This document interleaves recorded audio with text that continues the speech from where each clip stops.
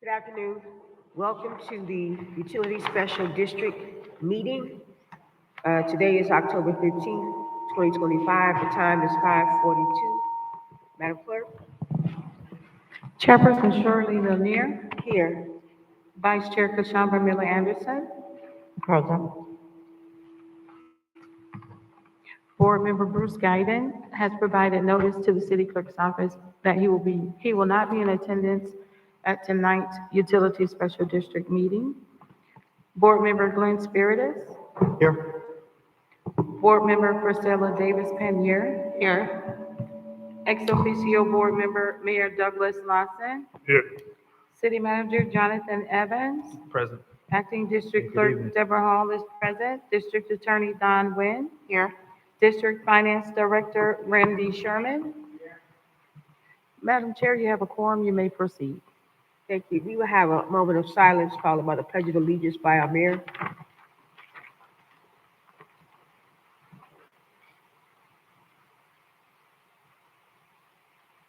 Pledge allegiance to the flag of the United States of America and to the republic for which it stands, one nation, under God, indivisible, with liberty and justice for all. Given the agenda that we have in front of us, do we have any additions, deletions, or substitutions? None from staff, Madam Chair. Any from the council? Madam Chair, Yes, go ahead. there was a discussion item on here, a resolution to address the change of the meeting commencement time from 5:30 to adjourn at 6:30. I think that's an item that we need to kind of vet, workshop, and work a little bit more on this city side and the utility district side. And I'd recommend we pull that. So what are you asking? Pull item 7C. I see. Do we have any other council people who object to pulling 7C, given that we have two members that are not present? Madam Chair, Yes, go ahead. I am here. I'm I sorry. don't know if you all could hear me at the beginning, but I am here. I'm sorry, Madam Vice Chair. Do you have any objections to pulling it? No, I don't, but you said there were two people that weren't here. I'm sorry. Physically. Are there any objections to pulling 7C for tonight? Madam Chair, could you please explain, I couldn't really hear what the mayor was saying at the time. Is he want to take 7C off? Yes. For the meeting where all five members are physically present. I have no objection. Very good. Madam Clerk, could you make that? Any other items for addition, deletion, or substitution? Any disclosures from the mayor or the council in regards to this agenda? Motion to adopt? Second. Madam Clerk? Board Member Davis Penier. Yes. Vice Chair Miller Anderson. Yes. Board Member Spiritus. Yes. Chairperson Lanier. Yes. Unanimous vote. Thank you. We are at the consent agenda. All matters listed under this item are considered to be routine, and action will be taken by one motion. There will be no separate discussion of these items unless a councilperson so requests, in which event the item will be removed from the general order of business and considered in its normal sequence on the agenda. Are there any items on the consent agenda that you would like to remove? Board? Hearing none, can I get a motion to approve? So moved. Second. Madam Clerk? Board Member Davis Penier. Yes. Vice Chair Miller Anderson. Yes. Board Member Spiritus. Yes. Chairperson Lanier. Yes. Unanimous vote. Number 4, Madam Clerk. Madam Chair, we are under awards and presentations. Item 4A, presentations on updates of utility special district projects. Mr. Evans? Madam Chair, members of the board, if I can have the Director of the Utility Special District, Mr. Joshua Neiman, to make this presentation. Madam Chair, may I? At the pleasure of the board, I'd like to invite Nigel Grace to the podium to give an update from Brown and Caldwell, our owner's rep for the new water treatment plant.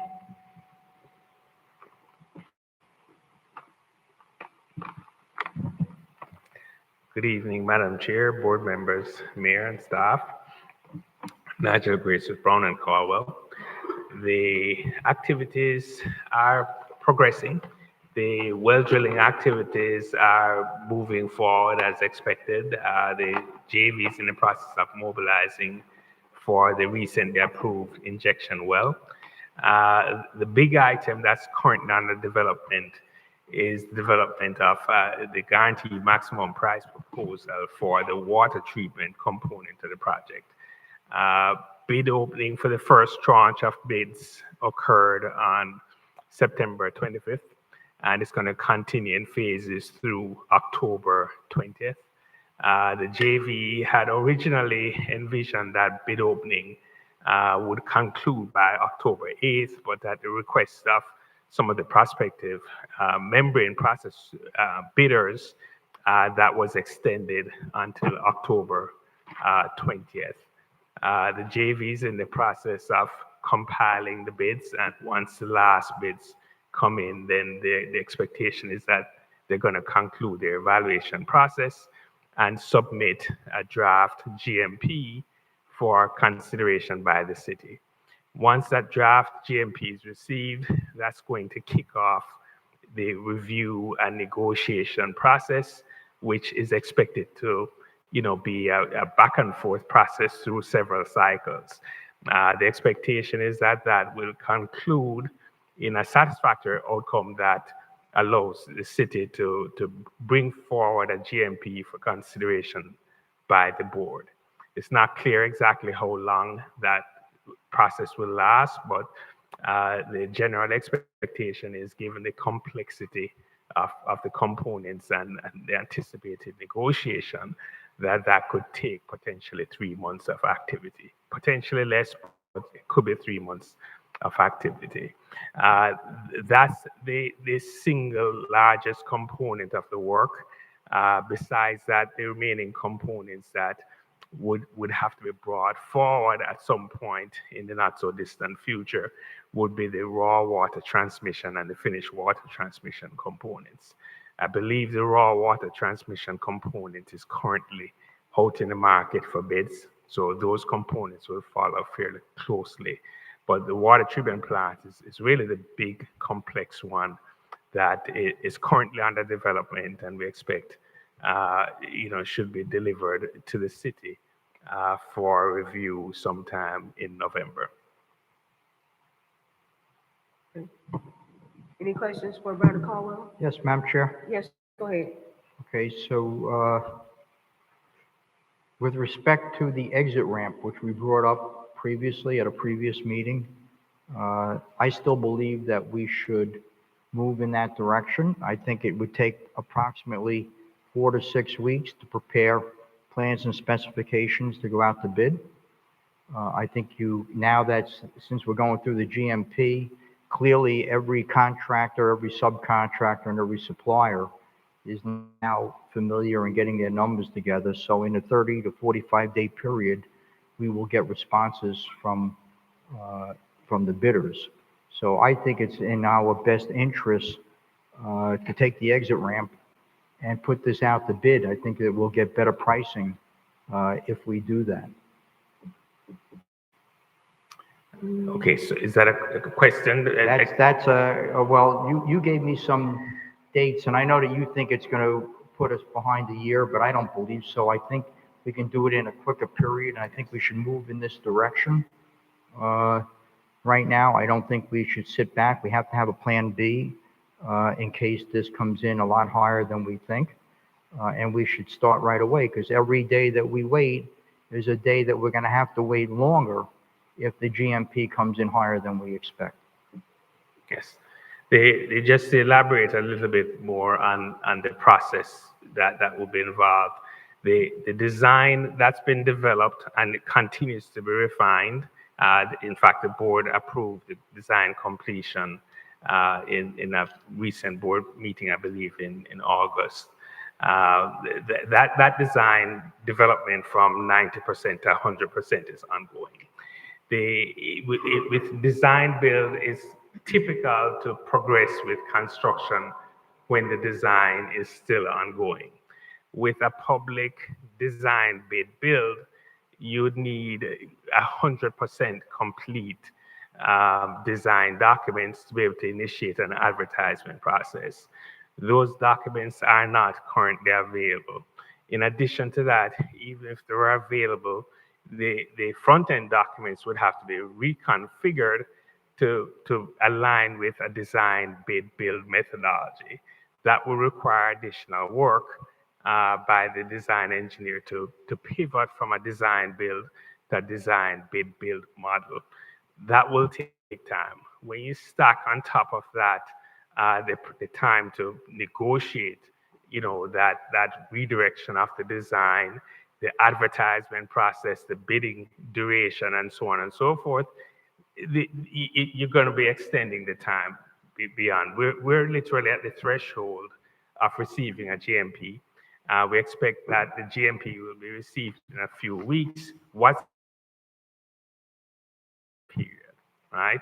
But we expect that fairly quickly we'll have a good sense for where this GMP negotiation is the direction it's heading in, and we'll be better positioned to come before you before very long, perhaps within the next meeting or two, to really kind of advise and update you on the substance of the negotiation efforts. Chair? Yes, go ahead. Okay, so Engineer Grace, I mean, we put things out to bid all the time with addendums. We have 90% of these plans done, actually a little bit more than 90%. I don't see any reason why we can't put this out to bid and then do addendums as we finish off the next 10%. It's not a lot that has to be done in the design end, really. We know we're going with the ultra filter, I guess. Do we have the final reports in on that? Well, the test reports? Sorry, what was the last thing you said? I didn't get the very last thing you said. I guess the only thing that really is outstanding right now is we're waiting for the test results on the membrane, whether we're going with the ultra Yes. or the micro.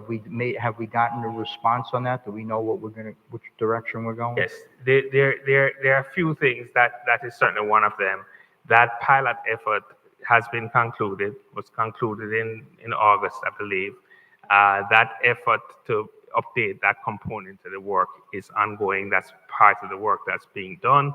In addition to that, there are other design refinements that are required, both in response to input that the JV team receives through the review process, as well as potential permitting input, and that process is ongoing.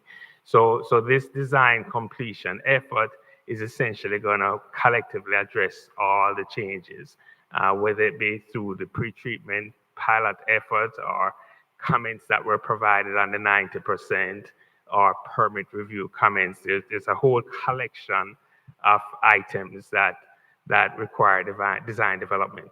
That effort is ongoing. You authorize that work, I believe, in the August meeting of this past August.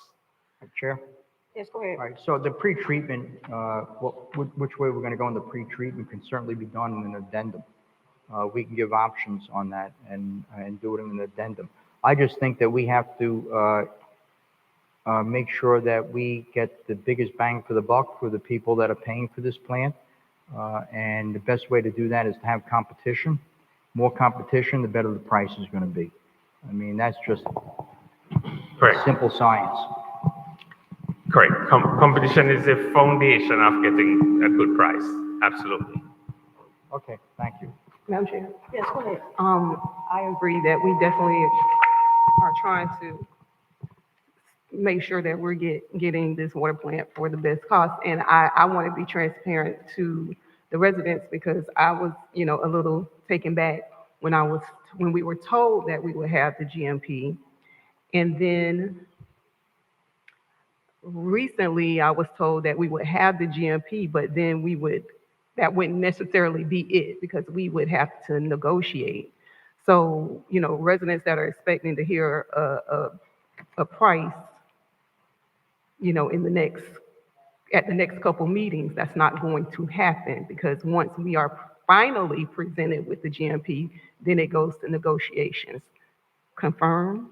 Yes, so let me just kind of build that out a little bit more. So once we get the initial draft of the GMP, there will be a price attached to that, right? But there's a negotiation process, so that price could potentially change. What we won't have is the final negotiated price until negotiations are concluded.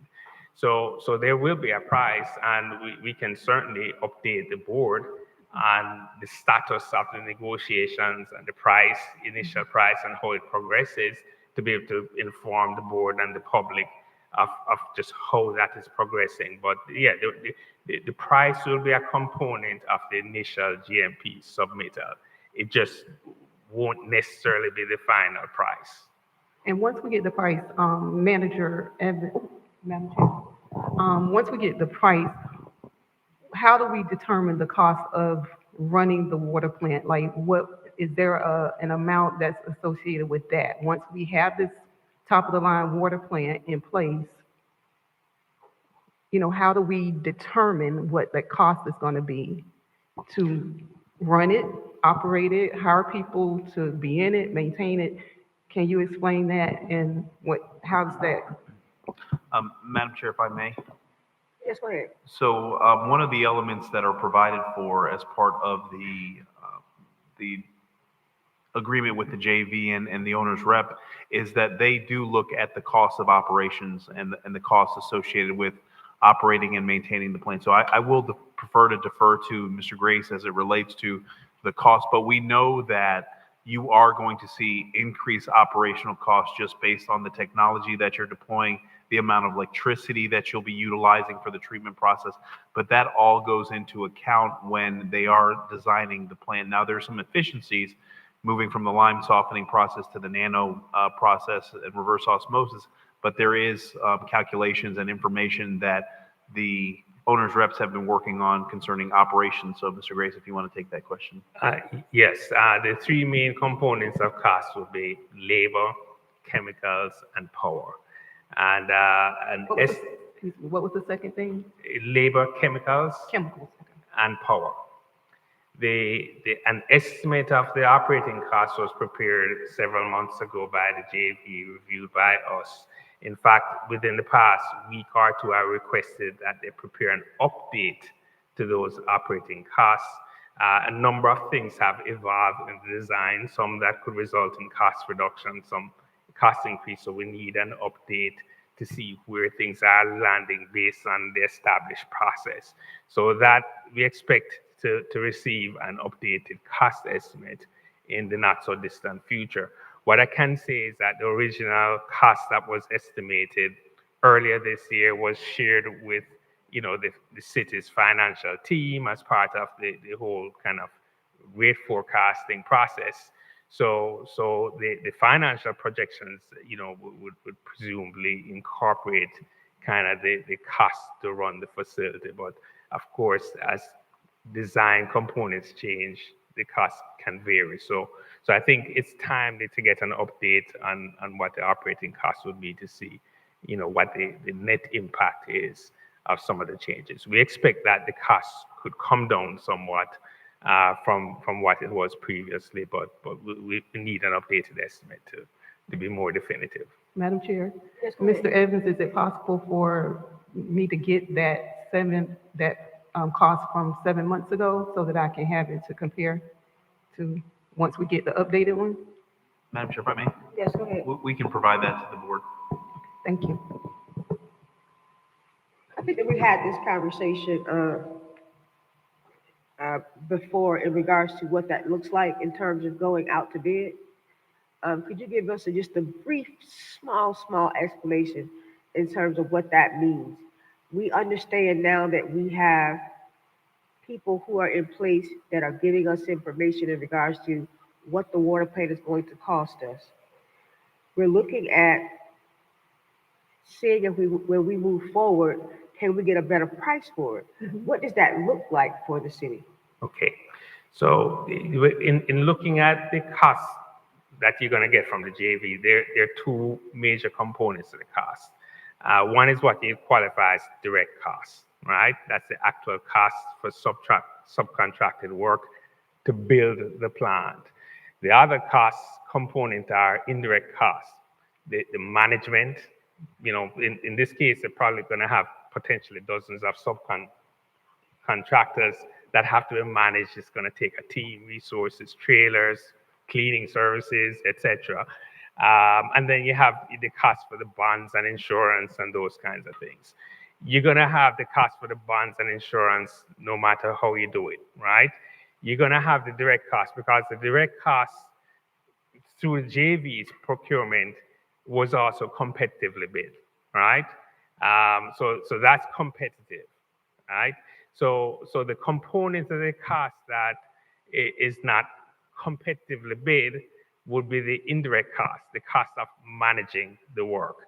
Now, in a competitive public bidding process, each prospective bidder will have management costs, but faced with direct competition, then they're a little bit more cognizant of what those costs are. But those costs are not avoidable. You cannot avoid them, right? So really, and what we've done in the past, you know, we've looked at the direct costs for the JV in the various project development stages, and our independent estimates have typically come within a very close margin of theirs. So we're fairly comfortable with the direct costs that they've had thus far, and the market is going to determine what those costs are. So, you know, there's no necessarily any benefit in terms of better market pricing for the direct costs. So really, it comes down to the capacity to negotiate a satisfactory cost for the indirect component of costs, right? And to the extent that that cost component, we believe, is satisfactory, well, the sum of the two we would reasonably lead one to conclude would be generally consistent with what one might expect in the market. Yes, I got it. Madam Chair? Yes, go ahead. Okay, so, Mr. Grace, I hear what you're saying, and I understand negotiations. Negotiations are only as good as the people who are doing the negotiations. When you bid, you get a solid number, and you get to see what that actual number is, and you have competition. I appreciate what you're saying. I know you've worked on this project a long time, but at this point, the people are tired of seeing prices go up, and I think the only fair way for the community to feel confident that we've given them what the best price that they could possibly get is by taking the exit ramp. That's my own personal opinion, and I understand your closeness with the JV right now. You've been working with them for well over a year, closer to, I guess, to 2 years, 2.5 years. But we have to look at things from a financial as well as time-wise in providing quality, clean, safe, quality water to our community for the best price. And I really don't think negotiations over a long-term period is going to give us that answer that we really need right now. That's just my opinion. And I know you have your opinion in timing and everything. I think a little bit differently.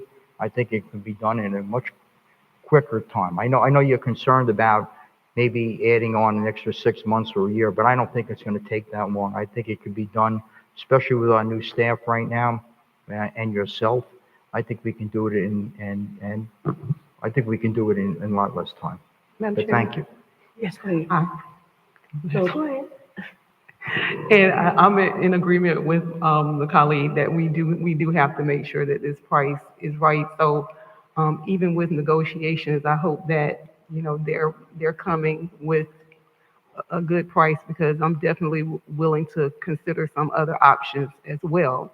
And then I was wondering, Director Neiman, is there any way you can get me a couple of costs that other municipalities pay for their water plants, the ones that have been maybe recently redone or rebuilt? Do you have any cost analysis that I can kind Madam of Chair, look may at. I?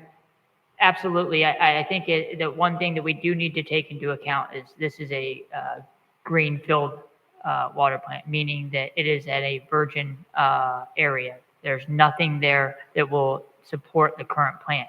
95% of the plants that we see being either redeveloped or constructed are in existing sites, which substantially lessen the burden of the overall cost.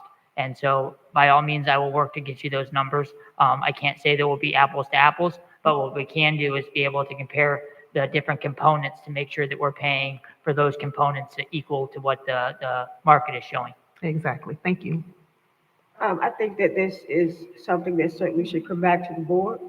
It is a option that we certainly should look at in terms of looking further for better pricing. So I don't think that is something that is totally dead. I do think it's something that we can consider as an option for the city. Thank you for your presentation, Mr. Thank Prince. you. Item. The next person is, let's do U.S. Water. You have an update for us, sir?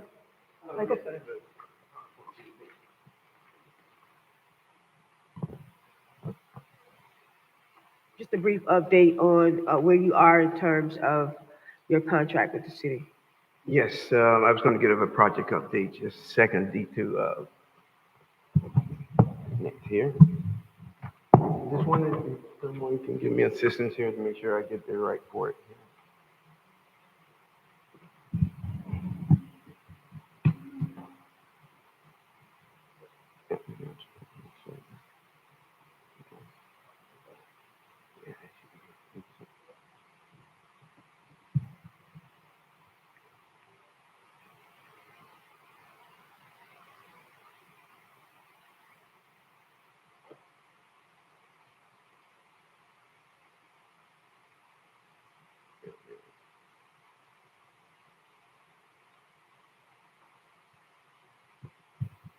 Please go ahead and get started, Mr. Miller.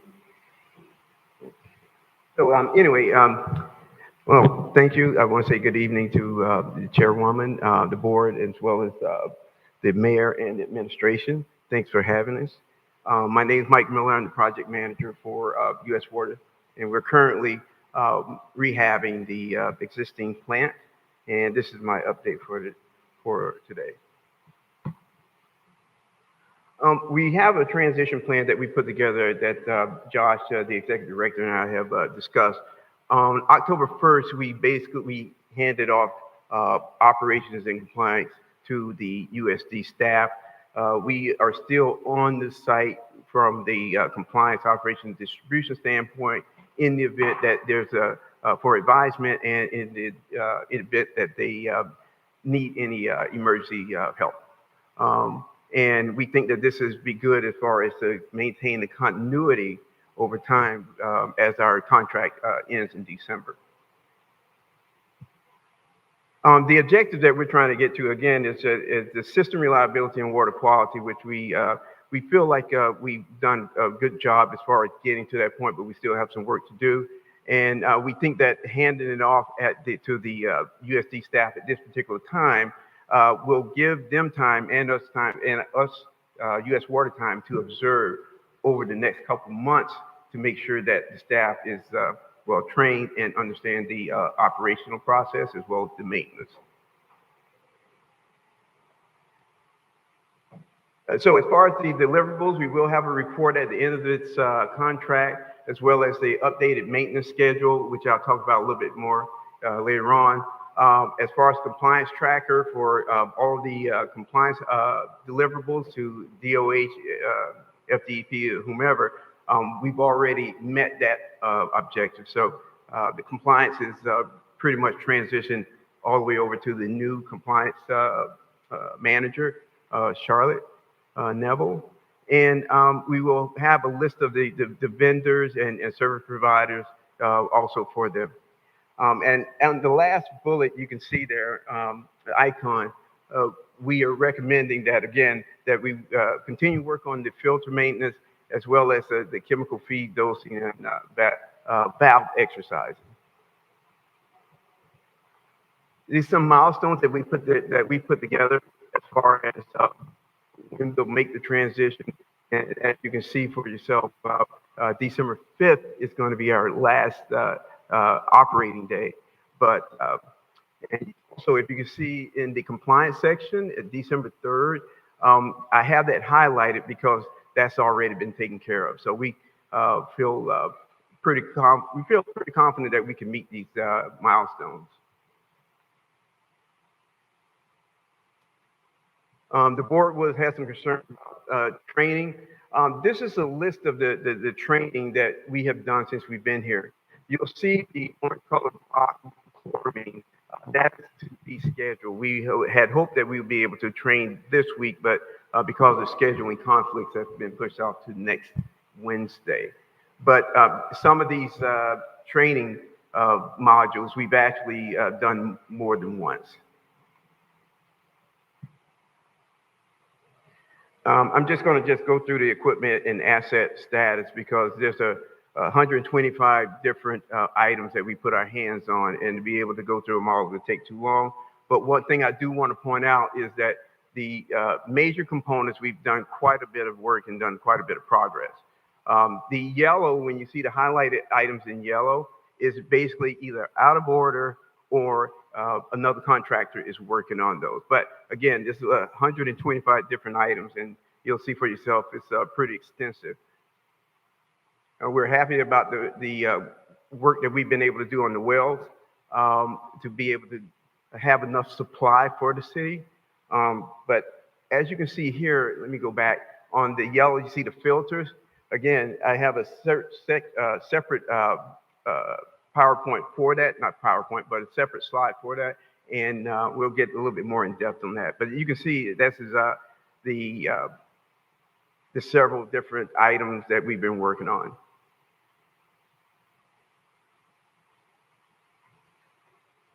And some of the yellow, the items that are in yellow, we're having issues as far as lead times and being able to get parts.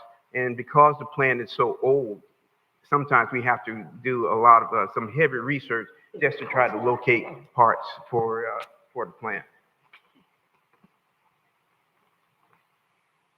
All right, the filter bypass conveyance project. We have a project that's currently ongoing with regards to the filters. The filters are not getting enough water through the pipes that are currently there due to the clogging over time. So we came up with this project, and it's in 5 phases to be able to address that issue.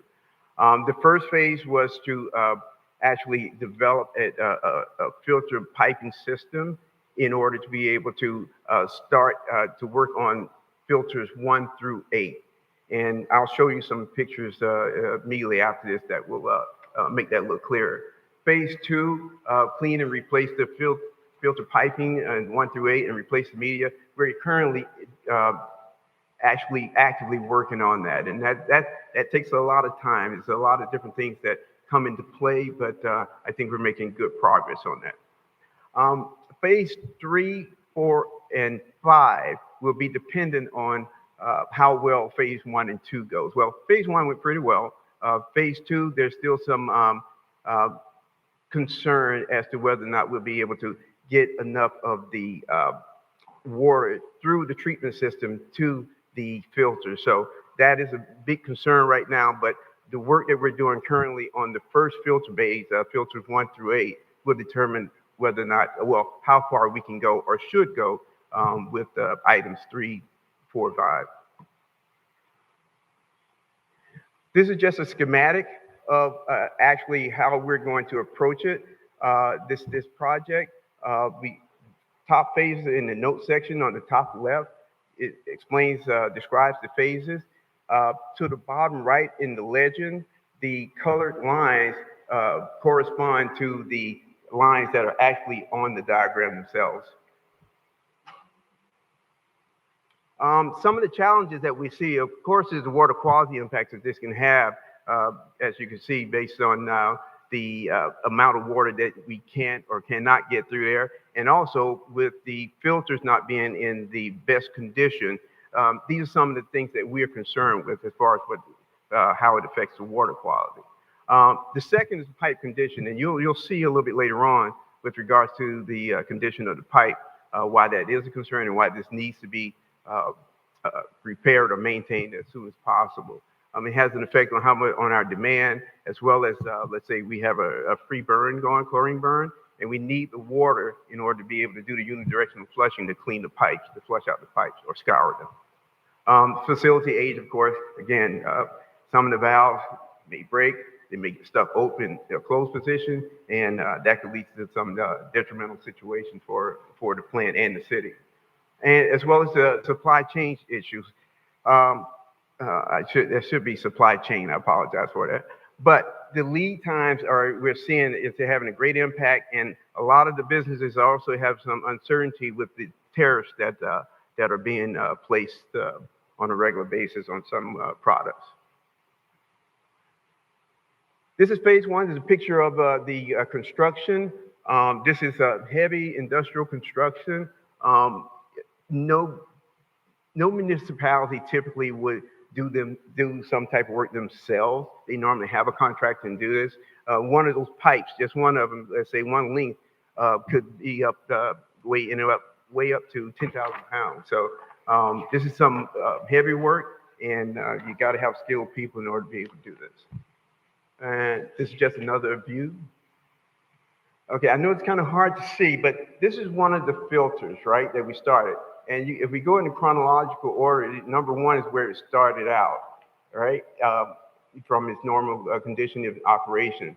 So we started, number two, we started to drain it, and we saw that there was a large impact of mixture of soil, a mixture of the media components, such as the anthracite and also the sand.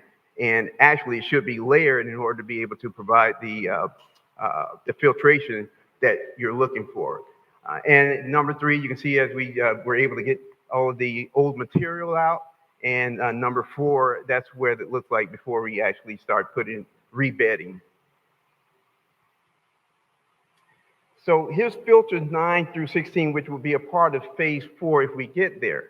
But you can see that they've had some breakthrough. And also, if you look on the right, in the picture to the lower right, you can see that the calcium carbonate has mixed with the anthracite and is almost developing little small boulders in there. It's very, very ineffective when it comes to, or probably not effective at all, when it comes to the filtration process.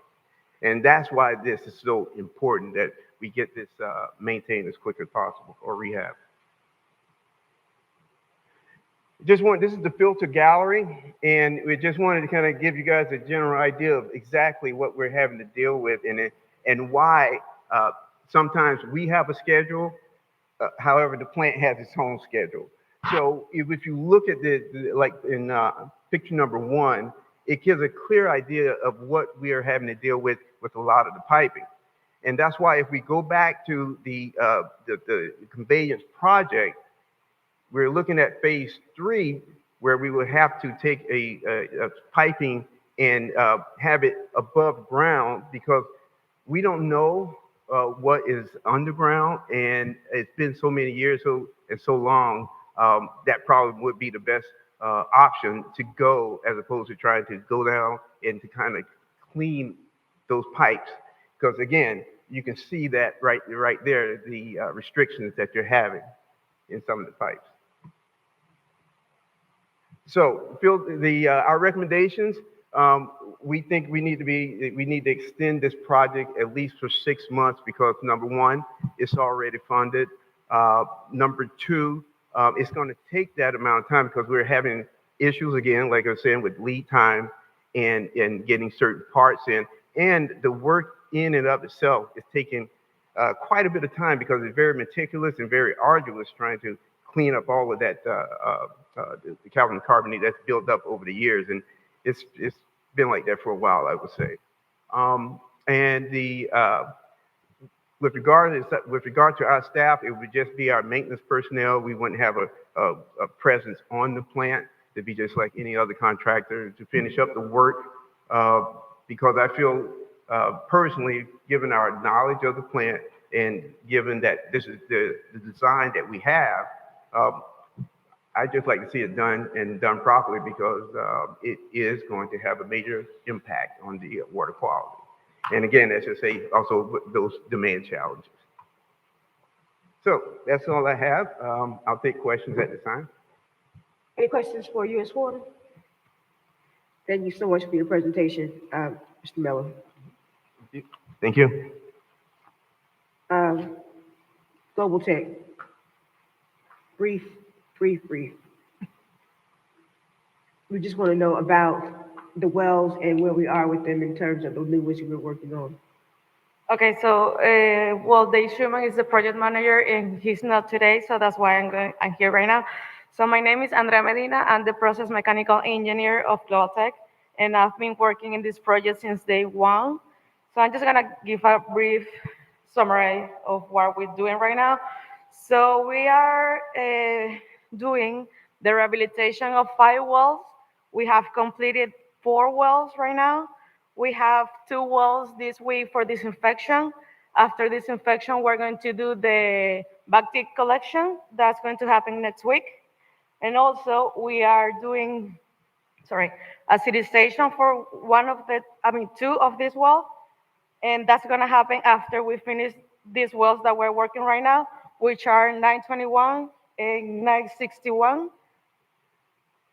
So the acidization process will be performed on well 871 and 802.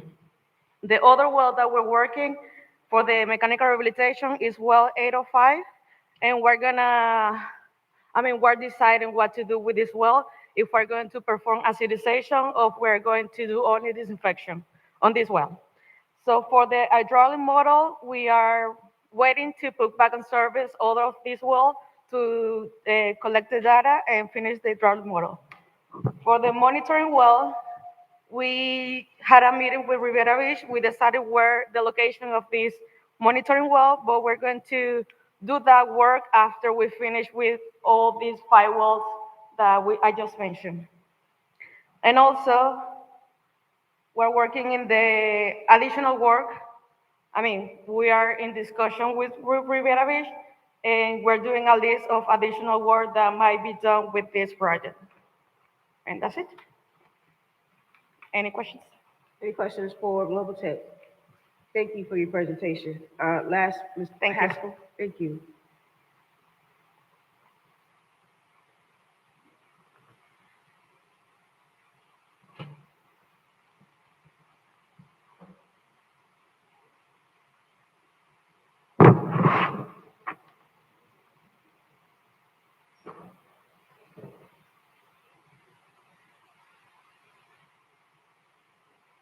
Good evening, Mayor, Madam Chair, and board members. I'm Michael Hoisington, the project director for the JV. I just want to give a high-level update on the status of the project. So GMP 2, which is the wells, the 2015A, we have completed the jetting process. We removed the fines. Right now, we are working with Florida Drilling to install the pumps to start the development phase, where they put pumps in there to over-pump the well to remove the balance of the fines that are in there. The 2015B, they're working on continuing to jet to remove the fines and the drilling fluids that were in there.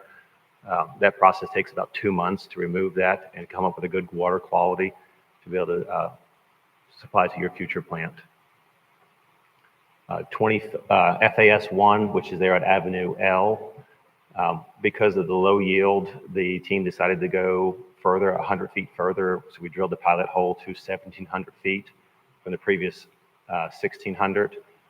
We did multiple packer tests, which isolates different sections of the well to try to determine the best water quality and best yield. So this packer tests have been completed, and geophysical logging has been completed also. Right now they're working on trying to ream the hole to 23 inches down to the 1,700 foot range. 2015 FAS well 5, again, we extended the pilot hole from 1,600 feet to 1,700 feet. The geophysical logging has been completed, and they are actively reaming the hole Right now, they're at 1140, going to 1700.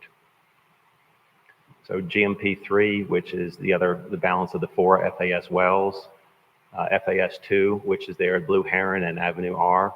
The temporary fencing has been installed along with the control measures for erosion control, and the pit case has been installed. Once one of the drill rigs is available from one of the previous FAS wells, it'll mobilize there and start operations.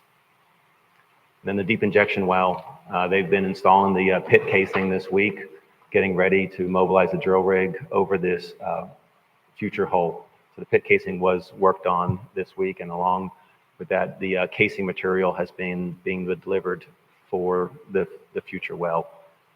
The monitoring wells are scheduled. We just need the permits to be able to install those. Then Nigel hit on GMP5, where the JV is at on that. I agree with everything that Nigel said. Just high level, we did a public outreach meeting here at the Marina Village on the 17th. GMP documents were issued to the market on July 25th. We received so much pushback from the market that we had to extend the bids. We even had to extend them multiple times for specific trades because of the complexity of the project. We also ran a public notice in the Palm Beach Post on August 24th. The JV reached out to 415 companies as part of this project. So we have received bids for the equipment and multiple subcontractors. We're evaluating those bids. However, the instrumentation and controls bidders, they asked for an extension. So we did grant them extension to October 2nd. And additionally, the RO and nano membrane manufacturers asked for a meeting with the engineers to discuss the requirements of the membranes and the complexity of the water that they will have to be treating. So they said if we did not give them an extension, they would not bid the project. So we had to grant them an extension to the 20th of this month, which is Monday. The JV is actively reviewing the bids that we have received for accuracy and completeness. There has been some holes that we have found, so we've asked those vendors to update their proposals so that they're complete and accurate. We don't want any people going out of business on this project. We want everyone to make a little bit of money and be able to contribute to this project. So, and additionally, the JV has already submitted draft general conditions to Riviera for Nigel's team to start reviewing. He actually provided us comments on those. So the negotiation process is actively ongoing with Riviera for this GMP process. And we do plan on submitting the GMP in November and work with Nigel and Josh to be able to negotiate an equitable agreement with Riviera. Questions? Any questions for Haskell? Thank you for your presentation. Thank you. Madam Chair, may I provide one additional update? Go ahead. I also want to provide an update on our wellfield master plan. I wanted to advise the board that today I received a proposal from Brown and Caldwell for that wellfield master plan. That's to identify and look at all of our wells and make sure that the wells will last into the future, as well as our ability to rehab the existing wells. Additionally, I wanted to provide an update for the 2 mains that will go across the intercoastal waterway. Currently, we have just over $32 million allocated, 16 million for each one of those lines. We are anticipated to start construction in mid to late 2026, and construction time is anticipated to take about 12 months.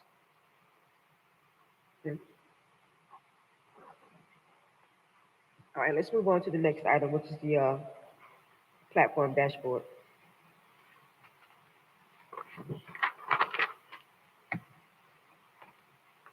Madam Chair, Yes, go ahead. the next item is item 7A under the resolutions on regular agenda.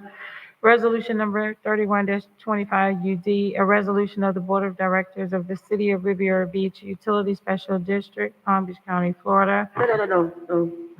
We haven't done the dashboard. Is that what you're doing? Yes, ma'am. We're doing 4B. Oh, 4B, I apologize. Madam Chair, on item 4B, a presentation to update the Board of Directors on the new water quality platform dashboard. Madam Chair, if I may. Yes, go ahead. So in an effort to remain transparent for the residents of Riviera Beach, I was tasked to create a water dashboard. get to the slides.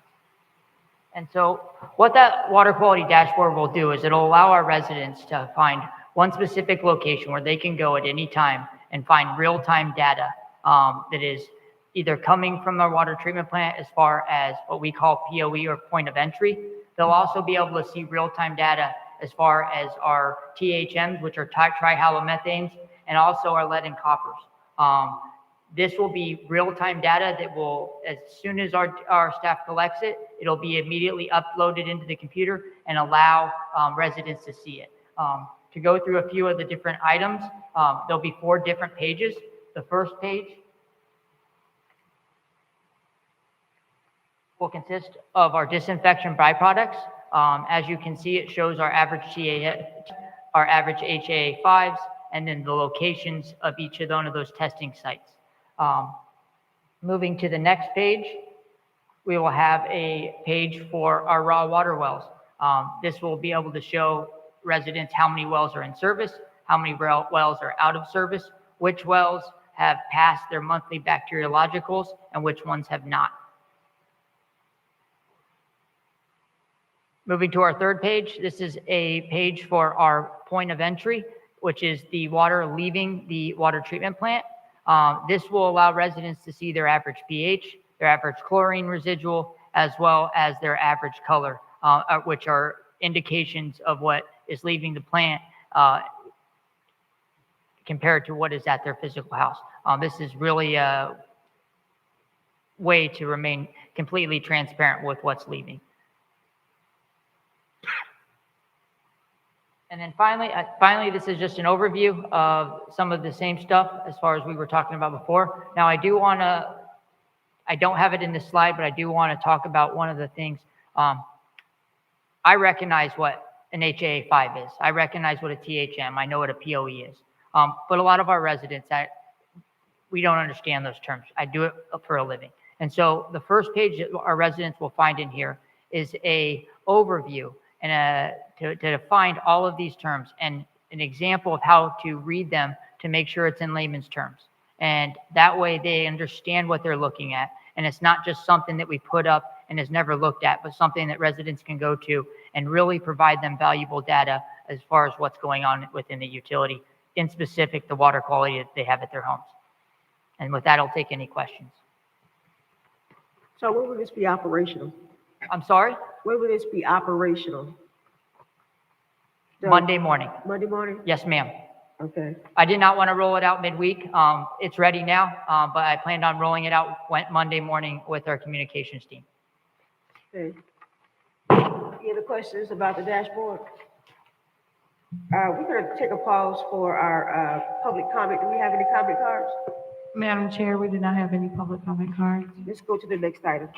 Okay, the next item is resolutions on regular agenda, item 7A, resolution number 31-25, a resolution of the Board of Directors of the City of Riviera Beach Utility Special District, Palm Beach County, Florida, retroactively approving the repair of a 30-inch wastewater collections force main by the Hinterland Group in accordance to Loxahatchee River Environmental Control District piggyback contract, IBT 24-001-00131 for wastewater and IQ Water General Construction Services and emergency on-call repair services in an amount not to exceed $1,028,060.55 from project code 23035 emergency repair, and authorizing the utility special district finance director to make payments from project code 23035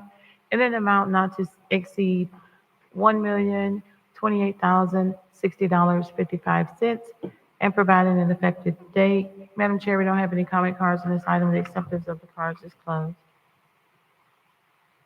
Motion for 31-25 UD.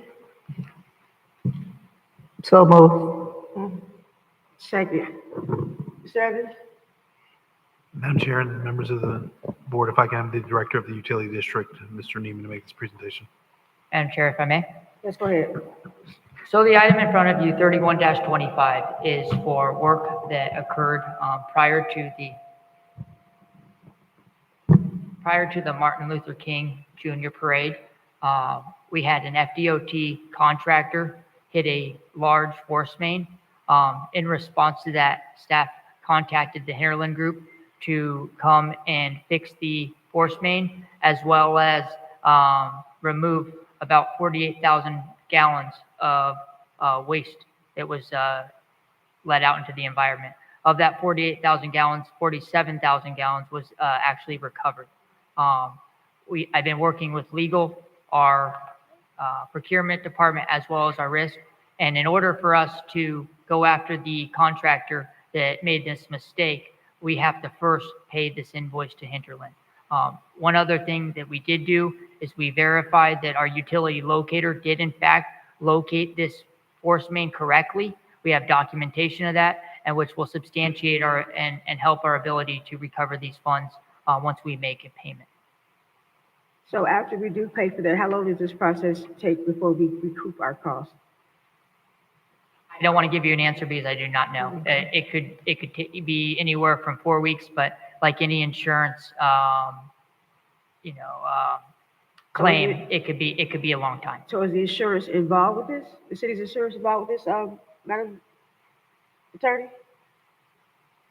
I don't believe they are right now, but they will be after we pay. We don't have a claim until we pay. I see. All right, very good. Here's the question about 7A. Madam Chair, Yes, go ahead. I'd asked some questions in my agenda review about this item. Did we have any answers for that? As to what was the delays, what was going on with this item?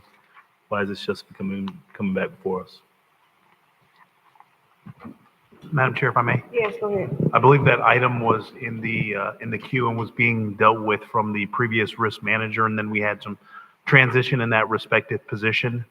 So now that this particular item, and I think there was going back and forth because it was a discussion to possibly facilitate the contractor that damaged the force main to pay the contractor directly, and that was not provided for. So then it came to a conclusion that we needed to facilitate payment on this particular item to then start what is the claim process. Is that it, Mayor? Thank you, Madam Chair. We'll call the question, Madam Clerk. Excuse me, Board Member Davis Pinion, Yes. Vice Chair Miller Anderson, Yes. Board Member Spiritus, Yes. Chairperson Lanier. Yes. That's a unanimous vote. Thank you. Next item. Next item is item 7E, resolution number 30-25 UD, a resolution of the Board of Directors of the City of Riviera Beach Utility Special District, Palm Beach County, Florida, approving and authorizing the city manager to issue a change order in an amount not to exceed $281,468.65 to Quality Enterprises from Capital Infrastructure Project 23040 for work related to the installation of a subquo wastewater collections force main for the C-17 and M Canal and providing an effective date. Madam Chair, we don't have any public comment cards on this item. The acceptance of the cards is closed. Thank you. Motion for resolution number 3025 UD. So moved. Second. Mr. Evans? Madam Chair, members of the board, if I can have the Utility District Director, Mr. Neiman, to make this presentation. Madam Chair, if I may. Go ahead. So Resolution 3425 is for an ongoing capital improvement project associated with our C-17 force main. Currently, that force main is above ground, and it is being replaced with a subaqueous directional bore. As part of the early engineering and design, our staff actually provided incorrect information to the engineer. On the east side of that force main, they provided information that it was an 8-inch tie-in. And after our contractor mobilized, it was found to be a 16-inch tie-in. Because of the differences in sizes, it will cause additional costs. This is a grant-funded project, and I have already reached out to the grant manager to find out if this would qualify as funded portion of the project. I'm still waiting back, but I plan on our next board meeting providing you an update as to whether this will be fully reimbursable as part of the original grant that has been approved. Any questions? Madam Clerk? Board Member Davis Penier, Yes. Vice Chair Miller Anderson, Yes. Board Member Spiritus, Yes. Chairperson Lanier. Yes. I see unanimous vote. Did we have any, discussion or, deliberation from city manager or executive director? Yes, Madam Chair, just some confirmation of direction that city staff will provide the operating cost for the new water treatment plant that was provided approximately 7 months ago. And then also we will provide the operational cost for the existing plant, so you can have that as well. And that is the only items I have, Madam Chair. I think that the, Councilwoman, Davis Penier asked for Cost analysis. cost analysis of other locations. Yes, ma'am. Okay. Madam Attorney? Any, No, Madam Chair, thank you. Dr. Spiritus? Nothing, thank you. Mayor? No, Madam Chair. Vice Chair? None. We will take a 5-minute recess and we will start our city council meeting.